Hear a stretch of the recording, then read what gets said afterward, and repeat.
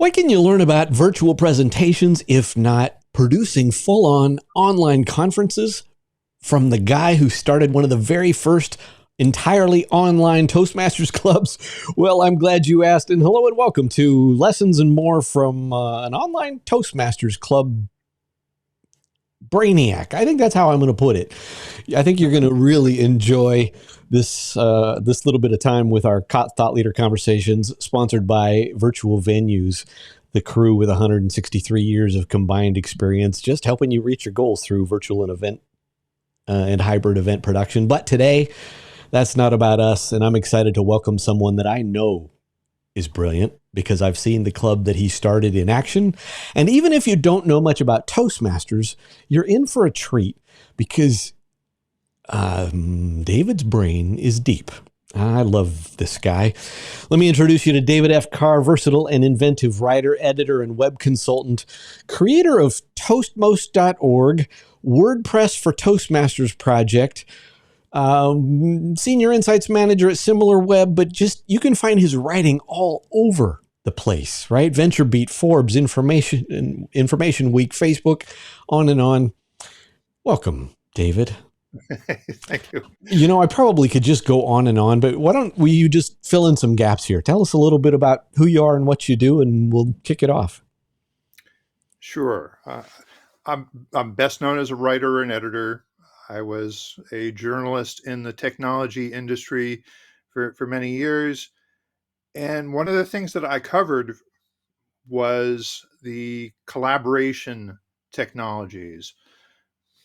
And this is, I guess Slack has kind of become a huge deal over the past couple of years. But this was before Slack. You might remember Yammer.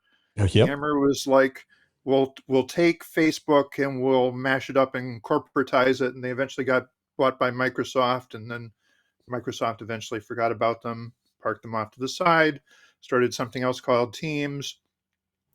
But I was covering collaboration technologies and then working for some collaboration technology companies as an evangelist and a writer and an editor around the time that video started to become sort of a more integrated piece of the puzzle.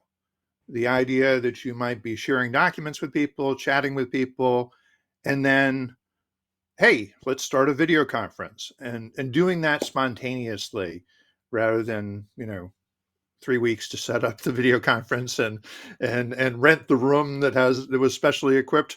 You could do it off your laptop webcam, and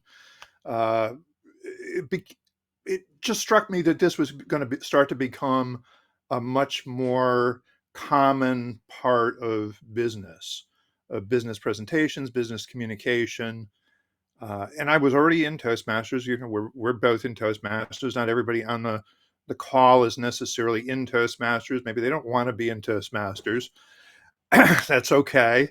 But it is a good organization to go to get lots of practice.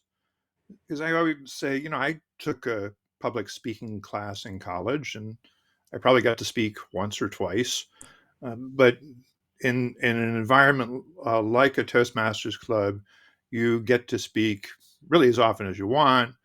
You get some practice every week, interacting with people, hopefully expressing yourself out loud in a convincing way. And, I got into Toastmasters originally because I was a writer and editor. I was a professional communicator, but very much more comfortable behind the keyboard than up in front of a group of people.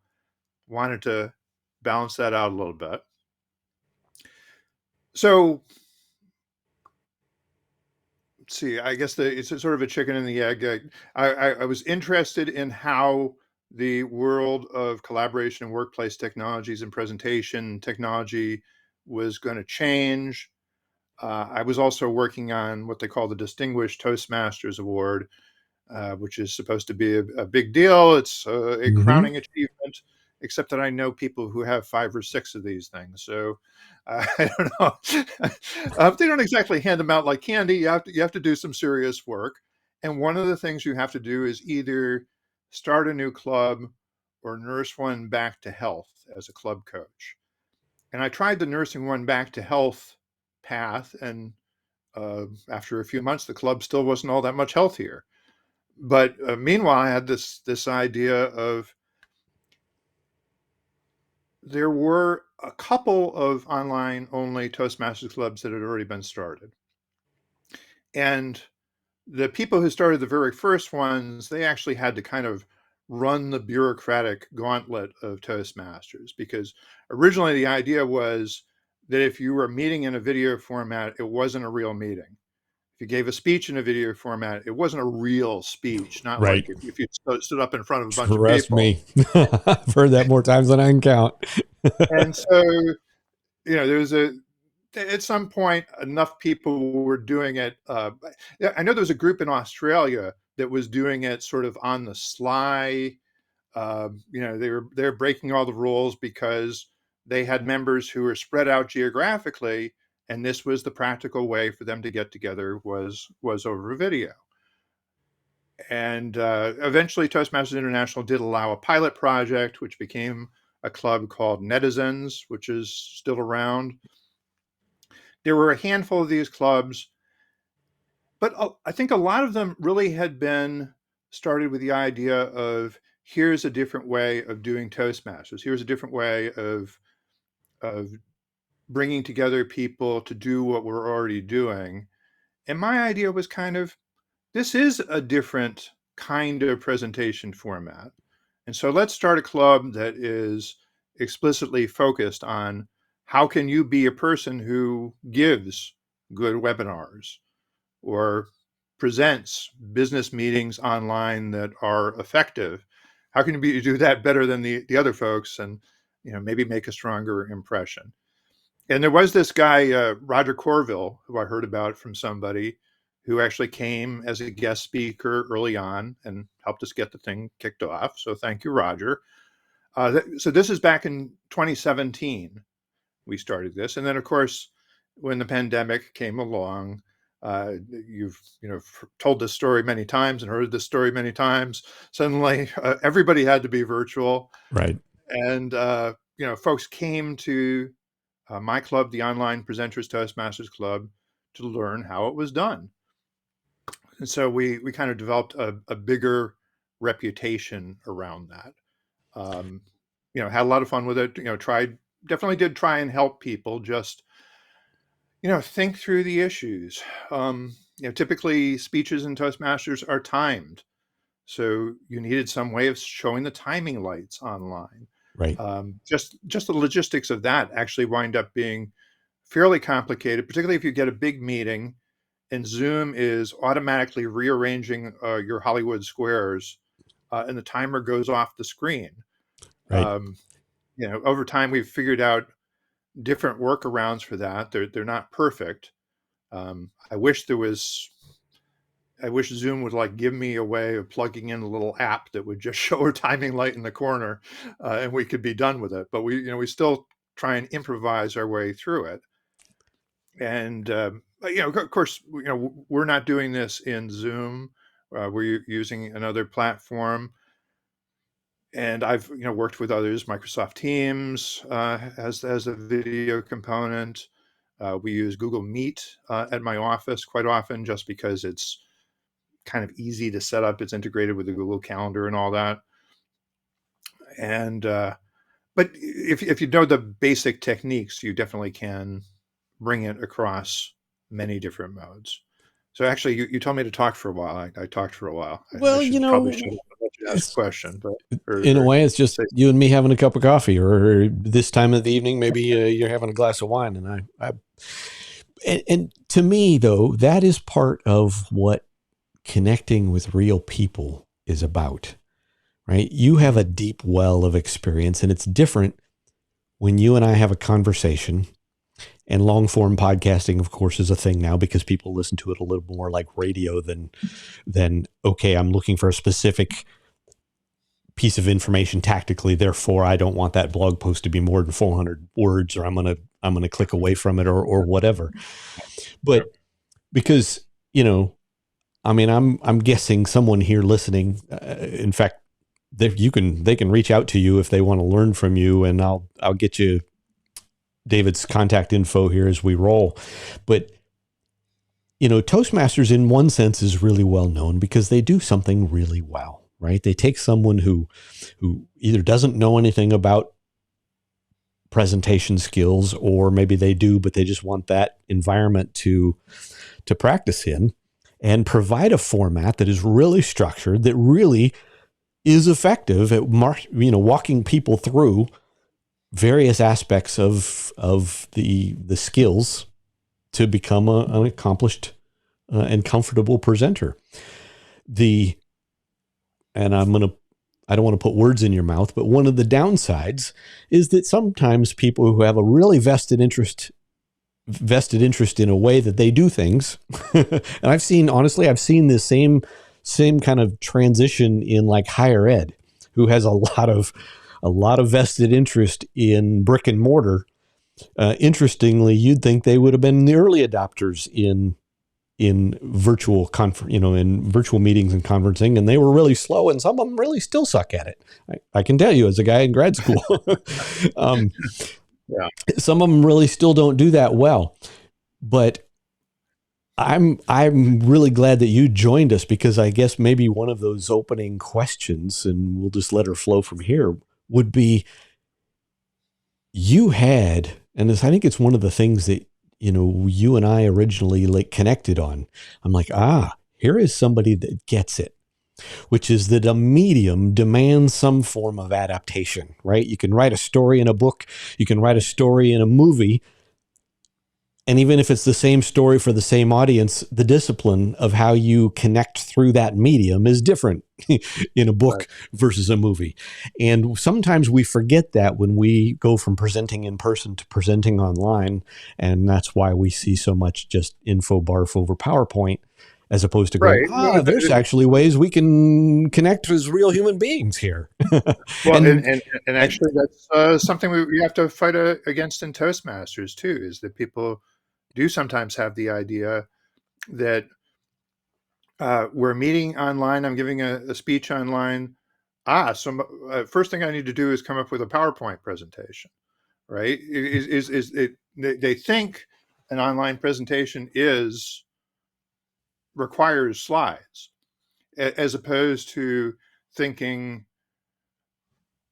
how can I enhance my presentation? Are slides the thing? right. And even if I do want to use slides, does it have to be, Toastmaster speech is usually 5 to 7 minutes.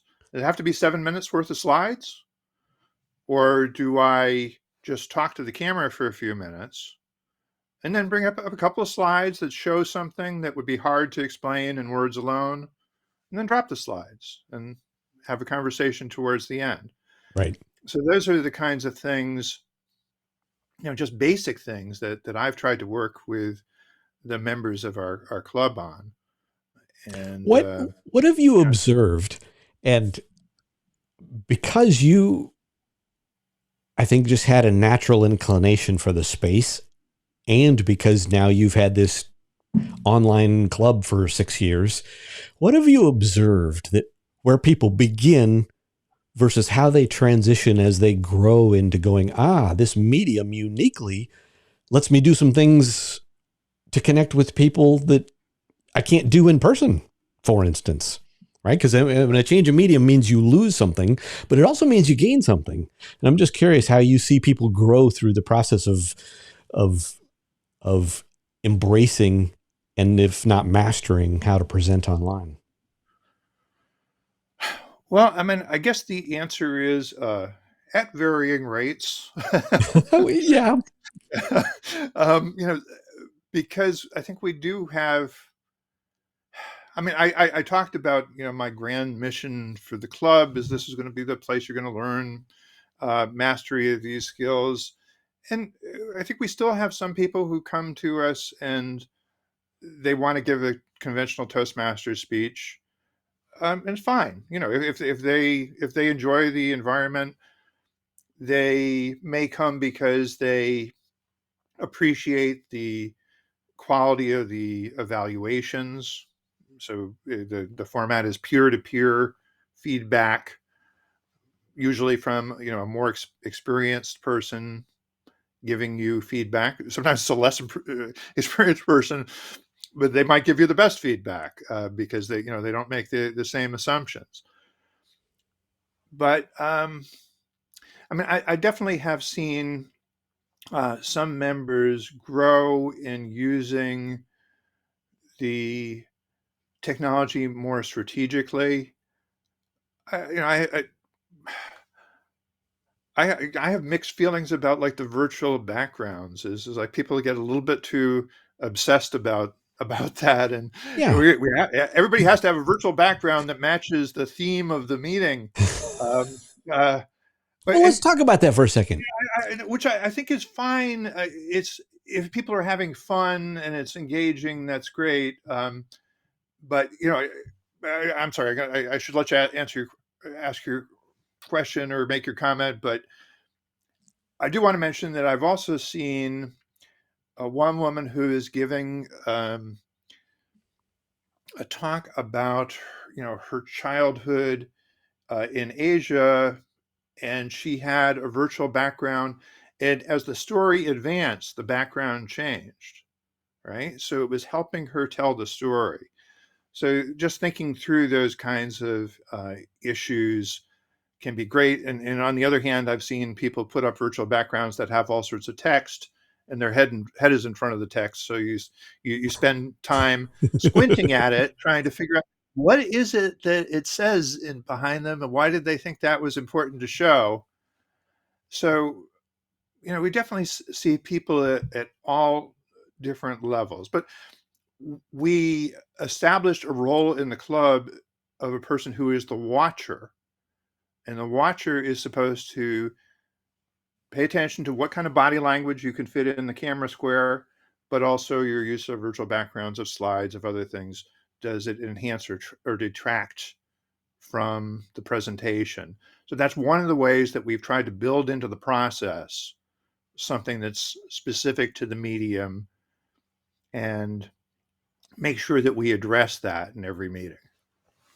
I want to put an exclamation point behind something that you just said, and I'm going to paraphrase it. So if I don't get it right, set me straight. Well, when you described the Asian woman whose virtual background changed with the unfolding of her story, to me, that's a great example of saying, how does this help me present my idea more persuasively, or in a manner that illuminates or tells the story better? And I don't want that to be missed. I think that's a brilliant insight on your part, because one of the things, this even goes back to you and me talking about, say, Prezi or other presentation tools right before we push the record button, right? Because, it's kind of like, to me, animations in PowerPoint, and when somebody doesn't really know what's going on, their PowerPoint for a little bit looks like a kid who who got into dad's wine for a little bit, and pretty soon you got flying crap from Mars until they figure out, here's where and how animation or builds, or however you want to refer to it, are part of telling the story. And so to me, using a virtual background, if that was part of telling the story, awesome. That's a brilliant application, as opposed to, it looks like I'm on a beach somewhere. Nobody thinks you're on a beach somewhere. And I have seen too where, they have a virtual background that it's the meeting theme or just some image that amused them, and it's kind of contrary to the message that they deliver when they actually come on to give their speech. Now, if it was an impromptu speech, fine. But if you had time to plan it, you do want to think about what you put on screen, and everything should be deliberate. I know you've talked about it being, thinking of it like a movie script, to have the pacing of a movie. But, directors talk about everything that appears on screen should have a purpose. Maybe, and particularly like the first shot or the last shot. Right. If you think about constructing your presentations that way, you're going to have a more artistic and impressive and convincing presentation, right? I think that um, I just love the fact that you sit with people week in and week out and do that and are part of helping people grow, right? And obviously, the pandemic brought a bunch of late adopters or market technology laggards, which is the industry term for people who tend to adopt technology a little later. I know you know that, but a lot of new folks came on and go, oh my gosh, now I've got to do this. Now what? And I think that it's been a real positive because I think it has helped remove some of the stigma, right? I mean, I've seen clients go from a predominantly in-person seminar model, and 3 years later, they started moving their multi-day, multi-presenter, multi-day seminars online because they had to. And now all of a sudden, 3 years later, their business model has changed. Doesn't mean they've left in-person stuff behind. They've started to go, this fits a unique place in terms of how we reach and serve, potential clients. And I'd Some be of them are curious. sticking with it because they haven't figured out how to go back, or there's sort of the do you transition back? Do you try and go to hybrid? Do you try and do every other thing in person? There are all these You know what? combinations. Interestingly, like a lot of people, because hybrid's a hot topic, and we do a lot of hybrid event production because that's what clients want. Interestingly, that particular client wanted to go in the direction of hybrid and then realized, as it turns out, one of my main contacts there has a master's in education and therefore thinks like an instructional designer. And I started walking through the complexities of what it means to present to, if not engage, two audiences that are having entirely different psychosocial experiences. If your goal is engagement, it's kind of hard to say, hey, use a poll when half of everybody isn't sitting in front of the platform.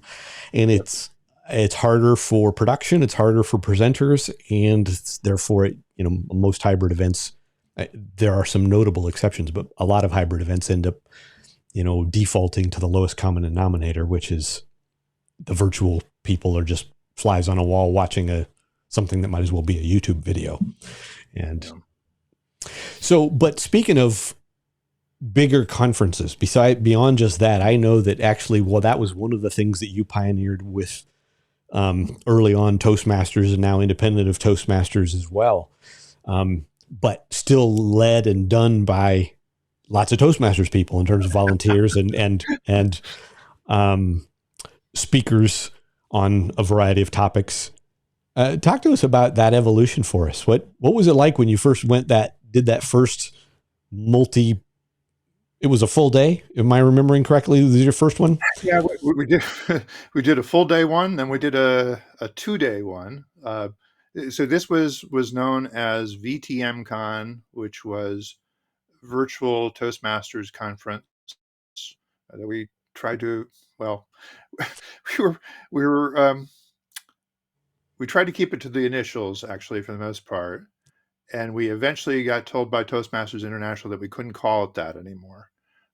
So we did this originally at the end of 2020, December 2020. I believe that's the one that we had you speak at. And again in the spring of 2021, when 2022 came around, I was organizing it again. And that was the first year that I was actually the chair. And this was not actually my concept originally. I helped with the promotion of it and some of the organization of it. But we wound up having to change the name to EVV Con. So it was supposed to be elevate the value of virtual.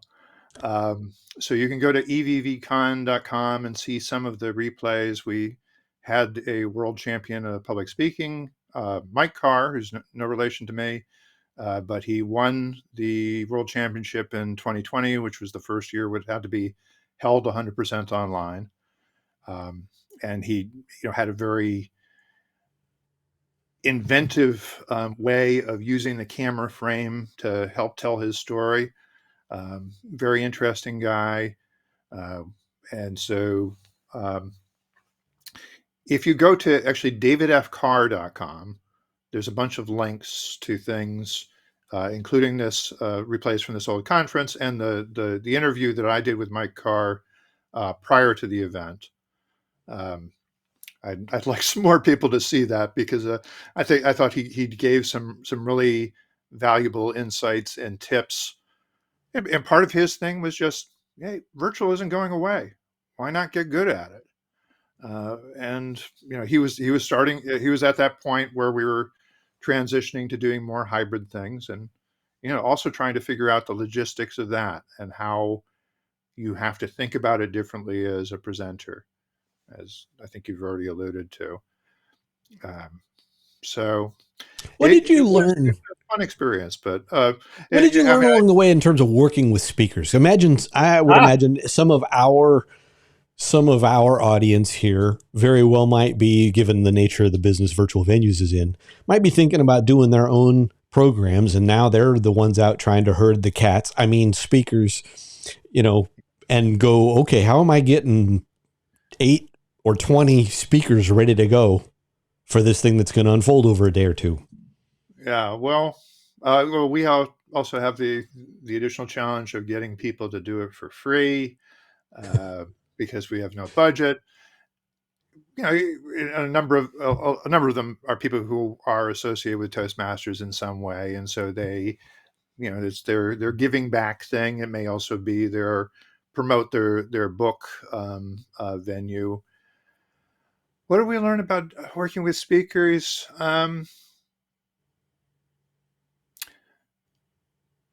I don't know whether I have any great tips there. I mean, I guess I did try and work through the process of making sure that we're going to get somebody who's going to deliver some actual value to the audience,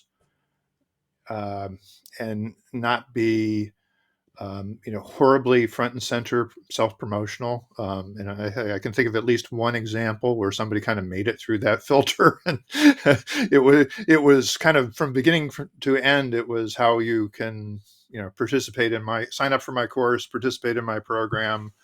I've got all the answers, as opposed to people came to us who were just so wonderfully entertaining. And I wish I had more of the names off the top of my head.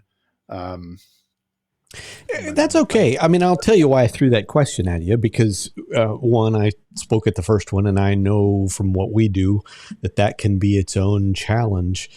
Honestly, it's why a lot of meeting planners often go to pre-recorded content and run simulated live. And while I think that has a place in the world, I think it generally leaves money on the table. It's usually a pain avoidance and or ease of production issue when a meeting planner goes, hey, let's pre-record all and then we'll just take, live Q&A, as opposed to, and I mean, honestly, when I'm feeling a little bit snarky, I often want to say, if your audience showed up to an in-person conference and you played them a video up front and then said you can ask questions at the end, would they feel like they got their money's worth? And of course, they generally chuckle. I'm like, well, then why the heck do we do that online? Not saying it doesn't have its place, but I was just curious if there was something in particular that you found besides just elbow grease and getting people ready one at a time. We had to pull together a team of sort of volunteer production people too. And at the first one, I know we did have a Zoom bomber come in, or a couple of Zoom bombers come in, so we had to kick people out of the meeting. So I don't know if I hear of that happening anymore. I think that was a little bit of a fad, and lately I haven't worried about it very much, and it hasn't happened again. So I haven't heard about an incident in, I don't know, a couple of years. So yeah, they've found other things to pick on, I guess. So do you have currently scheduled an EVV Con Well, Upcoming? it's okay. The last one was kind of weird because I got this cease and desist letter from Toastmasters International a month before the event was going to go on as VTM Con. They said you can't call it that anymore, so we had to rebrand the whole thing. We had to let the speakers know that we were rebranding it, and then we had to kind of like reassure them that they weren't somehow getting in trouble with Toastmasters International by still participating in it. Got it. And even some of the a lot of our publicity was kind of through Toastmasters channels or had been in the past, and so we were getting these warning signs about can you promote it on a Toastmasters social media group? Can you Hmm. can the club, even the participating clubs who are contributing volunteers, could they tell their members that they ought to attend this event? Well, gee, maybe they shouldn't because Toastmasters International might find out and whack them with a wet noodle. And so I think it was still a successful event. I enjoyed doing it. And we talked about doing it again independently of Toastmasters. It's just that so many of the people involved were doing it as Toastmasters volunteers that it's Right. ridiculous to carry forward with it without calling it a Toastmasters event. Well, that's And why so I we give have, of our time, right? I mean, yeah, I can't. I've spoken for I can't tell you how many clubs right. at Toastmasters conferences, and I never got paid a dime. It was my own And version of so, giving back. so I've gone back to the official upper ups at Toastmasters.org and said, give me a way of having legal status for it. Their Yeah. objection was actually that uh, it wasn't. It was supposed to be sponsored by a group of clubs, and they said, well, you can't form a group of clubs unless it's a district, an area, a division, unless it's some predefined entity sanctioned by Toastmasters International. Right. And I've said, well, look, you have a lot of people who are making friends all over the world because clubs are virtual now, or some Right. clubs are virtual or hybrid, and they don't fit into these neat geographic boundaries that you've established and you've used to run your organization for years. And you need to recognize that. You need to, create some council, area, division, whatever you want to call it. I don't really care that much. Some people have said that it should be, a separate district, which is usually like a state or a big part of a state in the U.S. or a region in another part of the country. I don't know whether it needs to be that exactly, but there ought to be some legal framework where we're not going to get in trouble for doing something cooperatively. And Well, you know what though? it, That's a it strikes me that there are probably many occasions where two or three Toastmasters clubs got together and said, let's put on a show and did something right. cooperatively without asking the chief lawyer at Toastmasters International for permission to do it. Right. And nobody noticed, but now for whatever reason, it's an issue. That whole thing is actually an analogy, I think, for what we've seen a lot of in the world, which is we have this organization that's been around for decades that is actually structured at the most foundational level based on geography, and now the internet comes and disrupts the whole thing, right? And Yeah. and we struggle with how to do. I mean, we saw businesses deal with that, we saw media deal with that, and Yeah, I mean, we saw the record industry deal with that. I was told that I was somehow endangering Toastmasters nonprofit status, and there may well be legitimate legal issues. It's just I can't imagine that there's no way of working them out. Yeah. So let's talk about let's wrap up here with maybe another trick or three that you've seen in your own club. Other things that you've just seen that you thought were particularly interesting or innovative, or something that someone might walk away here with going, oh, I want to go figure out how to do that. Well, I don't know. This isn't exactly an online Toastmastery thing, but Well, that's okay. I think of my friend Graham Cairns, who's one of the people who helped start the club, who was a professional in radio for many years. So he's a professional speaker. But the fun gig that he has is he goes on cruises for free as a cruise ship Hmm. educational speaker. And so there is a workshop on our website where he talks about how to do that. And that's actually one of the things that I've worked on over the years is actually having a really rich website for the club with replays of past educational programs that we've done. And so I would encourage people to just type online presenters Toastmasters into Google, and you will find it. We can probably share in the show notes what the Yeah, exact address we'll is. share it now just in case somebody's listening because All right. they may not be It's, watching. it is op.toastmost.org. Toast, MOST.org. Toastmost is actually a service that I run for hosting Toastmasters Club websites. So it's kind of a software as a service instance of some WordPress extensions that I've hooked up.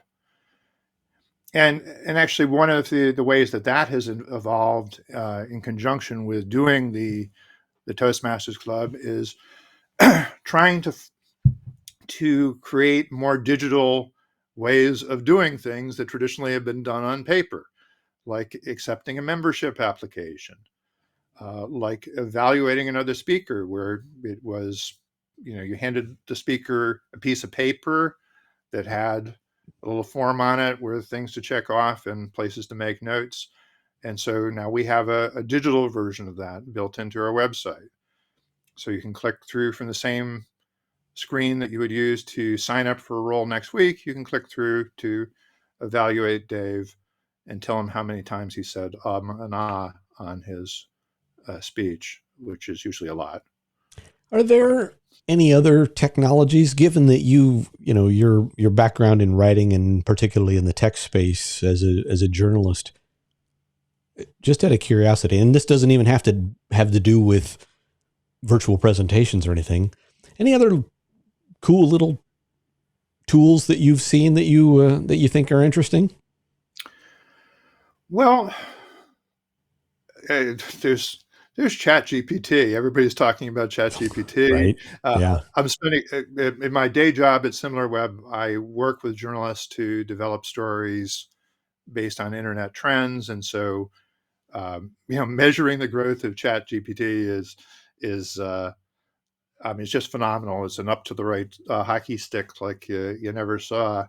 Um, uh, we were talking with journalists about Microsoft incorporating some of those technologies into the Bing search engine, but ChatGPT on its own is on the verge of probably next month it will have more traffic to ChatGPT than to the entire Bing search engine, which has been around since 2009, and this thing's been around since November. I guess in the context of speaking, I've seen some things in the Toastmasters group on Facebook about, does the organization need to forbid people from using this in their speech preparation? To me, as a professional writer, I'd rather, instead of taking it as a threat, I'd take it as a tool for overcoming writer's block, because I don't think it's going to churn out the best essay or the best script for a speech or anything like that. But it might give me a starting point. I did have it write some jokes for me when I was humorist at my brick and mortar club the other week, and so I just started out with, give me a joke that starts out to artificial intelligence was walk into a bar, and then I said, can you make it? Can you elaborate on that a little bit? Can we work in this aspect?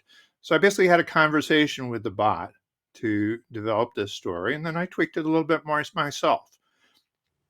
So I think that's interesting to use as a starting point for a speech. Now, don't use it for the whole speech. You wouldn't want to, because you don't want people to think you sound like a robot. But if it And gives you ideas, if you just deliver what ChatGPT delivers, so can the person next to you, and that's kind well, of that's good. But it's it self-defeating. strikes me. I think a little bit there was some of this conversation when we first got search engines, and will it make it too easy for students to do research? They won't actually have to go to the library and search through the card catalog. Yeah, sure.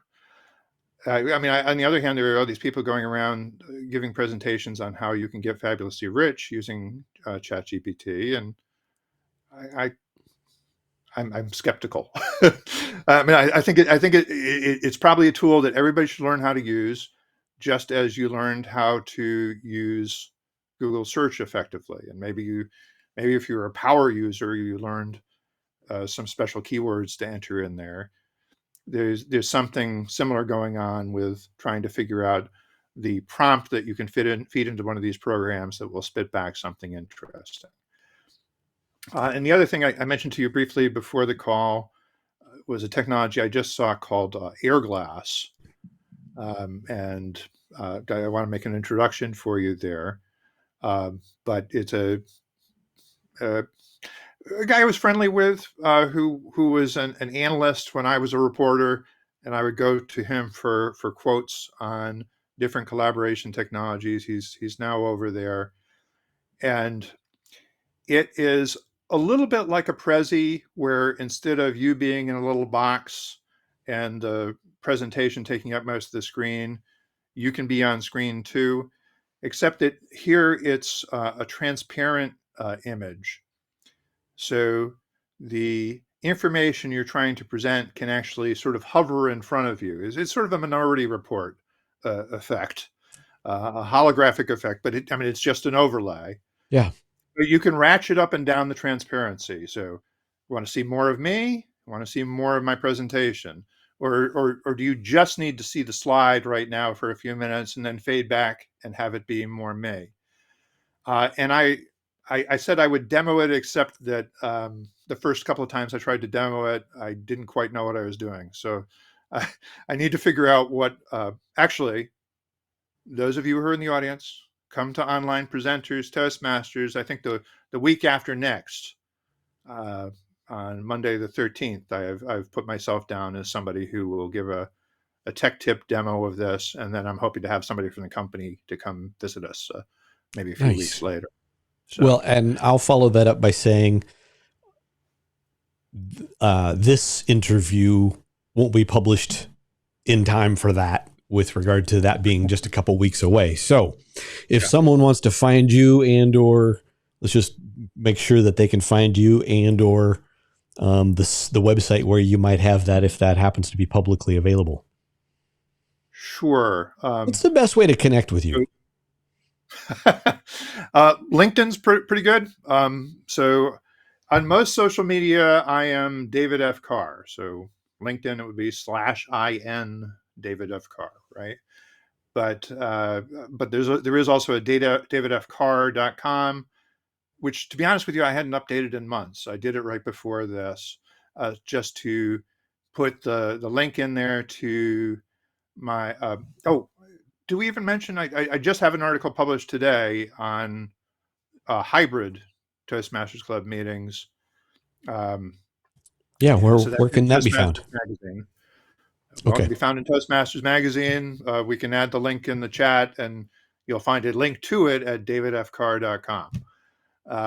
And that has links to my other social media personas, some other resources, the EVV Con website, Online Presenters, anything else I could think of, I stuck on the homepage for right now. So all good. And yeah, just get me whatever you'd like in the show notes, and we will have that. And that way, if somebody's listening to this while they're driving or something like that, you can, this will be on YouTube, and, we embed it into a blog post at virtualvenues.com, et cetera. So we include all of those extra things so that you can find David and some of these things that you've heard us talking about. David, my last question for you is this. Are there any questions that I should have asked you that I haven't? No, I think we covered it pretty well. I'm happy. I'm happy. Good. Actually, we were talking a little bit about AI. Have you tried the AI speech evaluation tool that Toastmasters is offering? No, but then I'm spending more time on my doctoral studies than speaking Okay. these days. Well, No, but I'm you can either fascinated. dictate something into it or upload a video clip. It is vicious as an counter, as in terms of counting your verbal disfluencies. It will, index them and let you jump to them, but it also looks at other kinds of repetitive language, gives you some automated feedback. It's not on the same level as a speech coach, but actually the way Toastmasters recommends you use it is to prepare for a speech. And certainly anybody out there who is preparing for a professional speech or a professional business presentation, not a bad idea. The propagation. Practice it, get a little bit of automated feedback, and if there's time, get feedback from an actual human as well. But why not try it, see what it will do for you. Not that I did it before I came on this program, but I would have been smart if I had.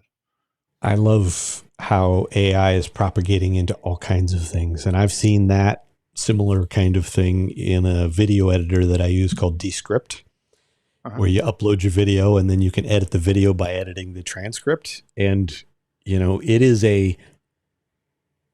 is so sensitive that it brings out all the ums and ahs. And I'm like, man, I suck. But at the same time, it's great for the level of awareness. So the thing I like about video editing is if you have precise enough control, you can edit those out.